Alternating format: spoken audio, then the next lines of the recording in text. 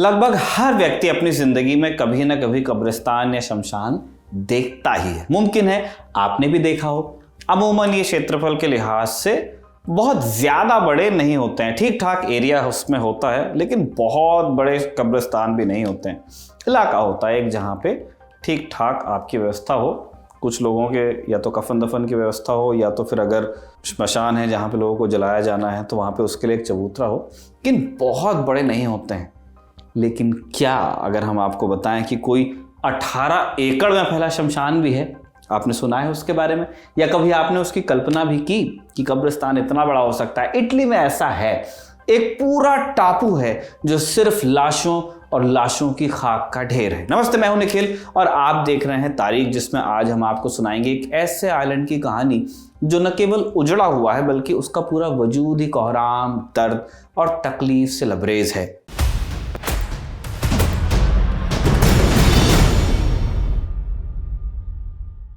Europe का एक देश है इटली। बड़ी सारी चीज़ों के लिए ये फेमस है। रोम के कोलिजियम, सुंदर paintings, leaning tower of Pisa और वहाँ का अद्भुत आर्किटेक्चर तो है ही। इटली अपने एक शहर के लिए भी बड़ा मशहूर है जो पानी पर बसा हुआ है। इश्क मोहब्बत की नगरी कहा जाने वाला खूबसूरत शहर वेनिस। मगर इस खूबसूरत शहर के पास एक टापू है ऐसा जिसके बारे में सोचकर भी लोगों की रूह कांप जाती है। इस टापू का नाम है पोवेग्लिया आइलैंड। उत्तरी इटली में वेनिस और लीडो के बीच पोवेग्लिया स्थित है, पर अब ये द्वीप आम लोगों के आने जाने के लिए बंद है। अगर आप जाना भी चाहें तो एक बहुत लंबी सरकारी कार्रवाई करनी पड़ती है, बहुत सारा पेपर वर्क होता है। इस कवायद के बाद भी आप तभी जा पाएंगे जब सरकार को लगेगा इटली की कि आपका वहां जाना जरूरी है, तभी आप कानूनी रूप से जा सकते हैं। मगर हमेशा से ऐसा था नहीं। बताया जाता है कि पोवेग्लिया आइलैंड के ऐतिहासिक रिकॉर्ड्स सन 421 ईस्वी से शुरू होते हैं, मतलब तब से मिलते हैं। आक्रमणकारियों से बचने के लिए लोगों ने इस टापू में आकर शरण ली थी तब। इसके बाद से ही वहां थोड़े बहुत लोग रहने लगे। सन 1300 ईस्वी तक लगभग सब कुछ कुशल मंगल रहा। फिर धीरे धीरे लोग इस द्वीप को छोड़कर जाने लगे। देखते ही देखते टापू वीरान हुआ। लोग इटली के दूसरे शहरों में जाकर बस गए। पिछले कुछ सालों में हम सब कोविड की महामारी से परेशान रहे। ऐसी महामारियां दुनिया में मानव इतिहास की शुरुआत से फैलती रही हैं। ऐसी ही एक महामारी सन 1346 में फैलनी शुरू हुई। नाम था ब्लैक डेथ। महामारी के बारे में आप लोग जानते ही हैं कि ये फैलने वाली जानलेवा बीमारियों की वजह से होती है। इसलिए ऐसे हालात में पीड़ित लोगों को आम लोगों से दूर रखने की पुरजोर कोशिश होती है। इस बीमारी का प्रकोप इटली में भी फैला। शासन परेशान था कि महामारी को काबू कैसे किया जाए। तब महामारी को रोकने का एकमात्र इलाज था क्वारंटीन, यानी पीड़ितों को अलग जगह रख दिया जाए। उसी वक्त किसी को याद आया वो उजड़ा हुआ टापू पोवेग्लिया। इसके बाद उस वीरान टापू की कहानी बदलने वाली थी। उसके इतिहास में एक ऐसा अध्याय जुड़ने वाला था जो खौफ से भरा हुआ था। इटली के लोगों ने ब्लैक डेथ से पीड़ित लोगों को पोवेग्लिया आइलैंड ले जाकर छोड़ना शुरू कर दिया। पोवेग्लिया के रूप में उन्हें क्वारंटीन की जगह मिल गई। कोई अगर मामूली सा भी बीमार पड़ता उन दिनों तो उसे पोवेग्लिया ले जाकर छोड़ देते थे। आप सोच रहे होंगे कि जैसे कोविड में लोगों को क्वारंटीन में रखकर इलाज किया जाता था वैसी कुछ व्यवस्था रही होगी, लेकिन यही सबसे बड़ी बदनसीबी थी कि ऐसा कुछ था नहीं। जो इस आइलैंड में एक बार छोड़ दिया जाता उसका इलाज तो दूर, उसकी देखभाल तक कोई नहीं करता था। जब भी किसी को बताया जाता कि उसे पोवेग्लिया आइलैंड ले जाया जा रहा है तो उसे पता होता था कि इसका मतलब है मौत। आज होगी, कल होगी, उसके बाद होगी, पर होगी जब पोवेग्लिया जा रहे हैं। थोड़े ही समय में इटली के लोगों के लिए पोवेग्लिया का मतलब मौत हो गया। जब किसी कैदी को जेल में खबर मिलती है कि उसे फांसी होने वाली है तब वो किस दहशत किन ख्यालों में चला जाता होगा, इसके बारे में सब सोचते हैं। किताबें हैं, फिल्में हैं। हालांकि सज़ा उसी को मिलती है जिसने गुनाह किया हो, तो वो मानने का भी उसके पास एक तरीका है। अब ऐसे व्यक्ति के दिल पर क्या बीतती होगी सोचिए, जिसने कोई गुनाह ही नहीं किया फिर भी उसे मौत की सज़ा दी जा रही है पोवेग्लिया भेज के, जिसकी गलती सिर्फ इतनी है कि वो बीमार पड़ गया। सिर्फ बीमार होने की वजह से उसे तड़प तड़प कर मरने के लिए छोड़ा जा रहा है। ये था आलम उन दिनों इटली के पोवेग्लिया जाने वाले लोगों का। लेकिन लोग महामारी से अपने प्यारों को बचाने की चाह में पोवेग्लिया आइलैंड जाने के लिए राजी भी हो जाते थे। सोचिए, ब्रेवरी भी है इसमें। इसी सिलसिले में पोवेग्लिया में इस तरह के हजारों लाखों लोग इकट्ठा हुए। वो वहीं फफकते, कराहते, रोते, बिलखते, चिल्लाते और तड़प तड़प कर मर जाते। इस तरह पवेगलिया में लाशों का इतना बड़ा ढेर बन गया जिससे मीनार खड़ी की जा सकती थी, ऐसा लिखा है लोगों ने। यदि कोई वहां ले जाए जाने के पहले मर जाता तो उसका कफन दफन भी पवेगलिया में होता। जो जरूरी लगते ऐसे मुर्दों को जलाया भी वहीं जाता था। पवेगलिया की मिट्टी, वहां की हवा, राख, सब कुछ लाशों में लिप्त हो चुका था। वहां कुल कितने लोगों की जान गई होगी, कितने लोग वहां दफन हैं, अंतिम मुकाम तक कितनी लाशें पहुंची, इसका हिसाब किताब रखने वाला कोई था नहीं, लेकिन कुछ अंदाजा मिलता है कुछ आंकड़ों से।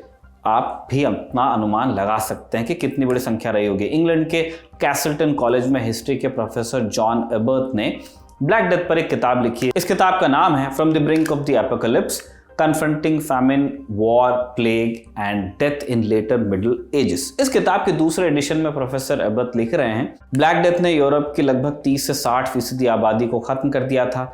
इसके साथ ही मिडिल ईस्ट यानी अरब देश और उसके आसपास के इलाके की भी 33% आबादी इस महामारी में मारी गई। ऐसी जानकारी का जिक्र इतिहासकार सुजैन ऑस्टिन आल्कन अपनी किताब a pest in the land, new world epidemics in a global perspective में करती हैं। फिजिशियन जॉर्ज मिलब्रे गोल्ड और फिजिशियन वॉल्टर लाइटल पाइल ने अपनी किताब anomalies and curiosities of medicine में लिखा है, ब्लैक डेथ मानव इतिहास में दर्ज सबसे जानलेवा महामारी है जिससे तकरीबन 75 से 200 मिलियन यानी लगभग 7.5 करोड़ से 20 करोड़ तक लोगों की मौत हुई थी।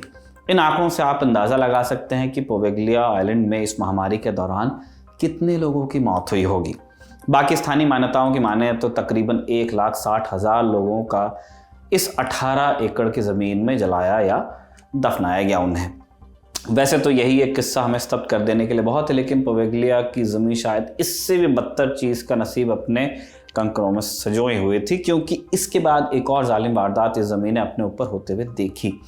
बात है करीब 1800 से 1900 के बीच की, 17वीं से 18वीं शताब्दी।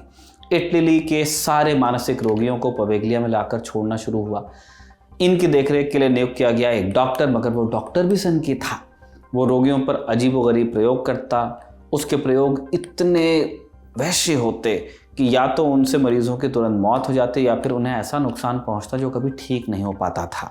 1930 के करीब वो रेजिडेंट डॉक्टर खुद ही पूरी तरह मानसिक रूप से विक्षिप्त हो गया और इसके बाद डॉक्टर ने टापू के बेल टावर से छलांग लगाकर खुदकुशी की। अब ब्लैक डेथ की लाशों और उनकी खाक की मोटी चादर के ऊपर मानसिक रोगियों के ऊपर किए गए प्रयोगों का सबूत भी पसर चुका था। इतनी दर्दनाक घटनाएं और इतने खौफनाक इतिहास के बाद लोग पोवेगलिया जाने से डरने लगे। इसके अलावा आप जानते हैं कि जब इस तरह के कांड कहीं होते हैं तो उस जगह को लोग भूतिया कह देते हैं।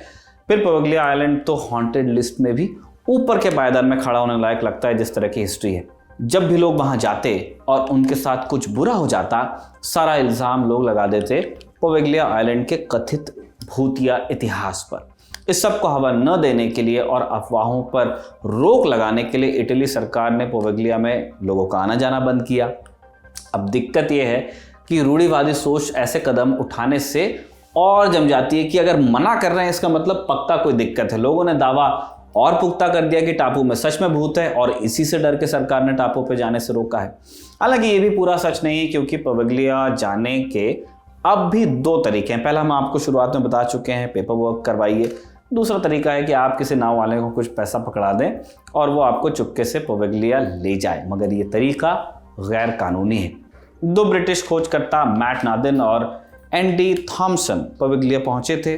उन्होंने अपने इस अनुभव को एक वीडियो में भी कैद किया। ये दोनों बताते हैं कि टैक्सी वाला भी उस जगह का नाम सुनकर डर गया था कि ये पोवेगलिया जा रहे हैं। पोवेगलिया में टैक्सी वाला नहीं है, जो वो बाकी जगह किसी से कह रहे थे कि हम जाएंगे, तो वो डर गया था। जब वो टापू पर पहुंचे किसी तरह तो उन्होंने पाया कि वहां एक लंबे अरसे से इंसान ने कदम नहीं रखा था। सारी गंदगी, सारे अवशेष वहां ज्यों के त्यों मौजूद थे। आइलैंड का चक्कर लगाने पर उन्हें जगह जगह इंसानी हड्डियां दिखी।